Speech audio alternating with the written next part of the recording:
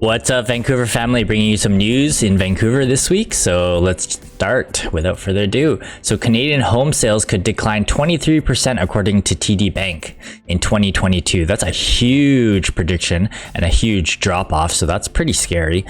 Canadian home sales could fall by more than 20% in 2022 as interest rates rise. So the rising borrowing costs will weigh heavily on housing activity, they say.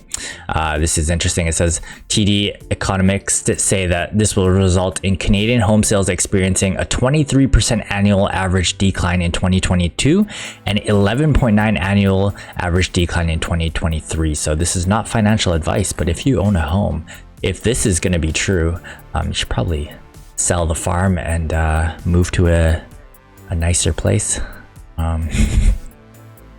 All right, next up we have Canadian banks are now required to tell you if you're running out of money. So this is news to me because I know that my bank at RBC, and I'm pretty sure also Vancity, they do send email warnings if your account balance is low, but this apparently is a new rule that just took effect. So they've even put out a little video, like a little Fiverr video saying that they're gonna protect you now and let you know that it's like marketed as a protection service so that you know that you have no money. I'm pretty sure people that have no money know that their bank account is being low. It's not like some people ignore it. So kind of sucks. But yeah, now you will be informed. All right, next up we have TransLink's plan to double bus services and add SFU Gondola was just approved. So this is part of I guess the TransLink's Transport 2050 plan.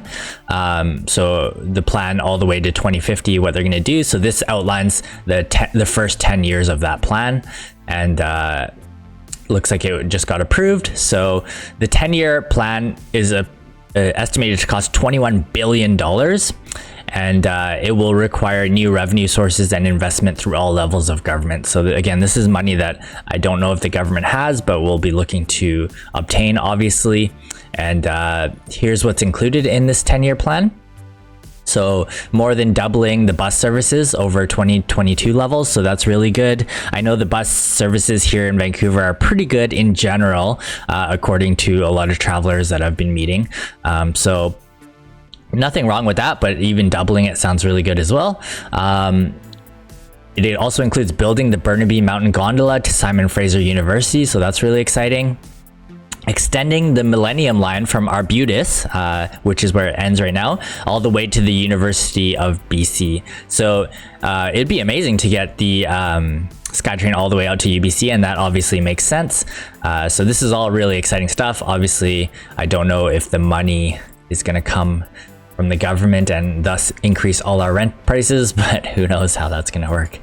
All right, next up we have weather, something everybody loves talking about. So BC could be hit with a month of rain in less than a week. So starting next week, typically it's saying here that July is the driest month, but this year we could see a whole month of rain in just a few days. So this obviously could cause concerns for floods, so it looks like they're preparing.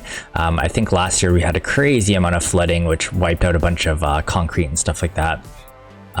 So here's praying that there's no damage, but we definitely need the rain. If you haven't learned to love the rain in Vancouver, I don't know what you're doing here. You should move to a different country.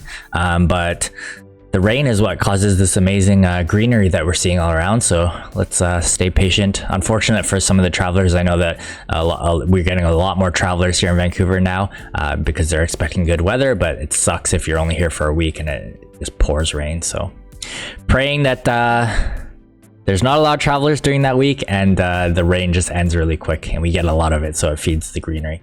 Next up, we have this crazy thing where Delta passengers reportedly offered $10,000 to give up their seats. So what I was surprised with this article is that apparently on June 27th, passengers were offered $10,000 if they would give up their seat. Now the flight was only 1.5 hours, so that's such a short flight. And apparently 8 volunteers I definitely would have been one of these volunteers. Let me know down in the comments, would you give up a 1.5 hour flight for $10,000? I know I would. It doesn't even matter what the thing I'm going to would be. I'm pretty sure that would be quite worth it. So hilarious. All right, next up we have, where's the $500 federal government promised BC renters. So apparently they were promising $500 checks for people that were struggling with rent, and this included I think it says here 1 million people. Let's see. Yeah, so the government will provide renters in 2022 with a one-time $500 payment to nearly 1 million low-income Canadians struggling with the cost of living.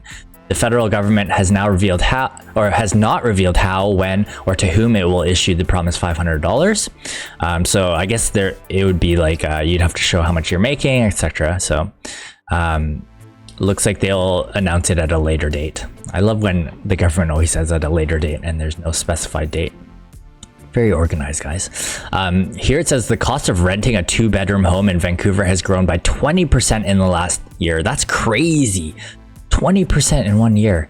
The average price of a 1-bedroom has risen about 15%. It's saying the price of a 1-bedroom in Vancouver is $2,240 on average, which is freaking crazy.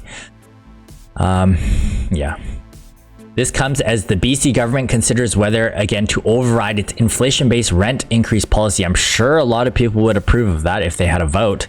We need to have these votes on a blockchain system where we can actually see what's going on, but nobody wants 20% in a year. That's really unsustainable. Tell me what job is increasing your salary by 20% a year?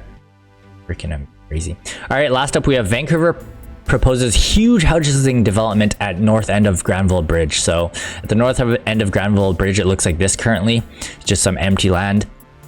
So it says Vancouver is proposing new development of 6 residential towers with condos, rentals, and social housing, totaling almost 1 million square feet at the north end of the Granville Street Bridge.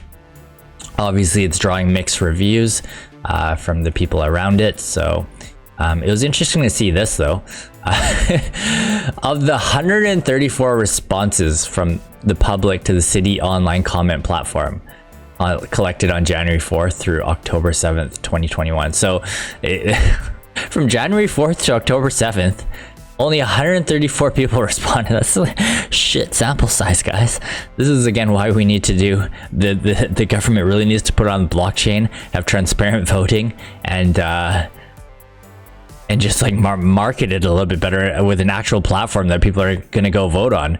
Let me know down in the comments if you agree with that, but 134 responses is a very low number of responses. So here it also says Vancouver has more residential high-rises than any other North American city, and obviously that causes people to complain, but when I read through this, the complaints were pretty much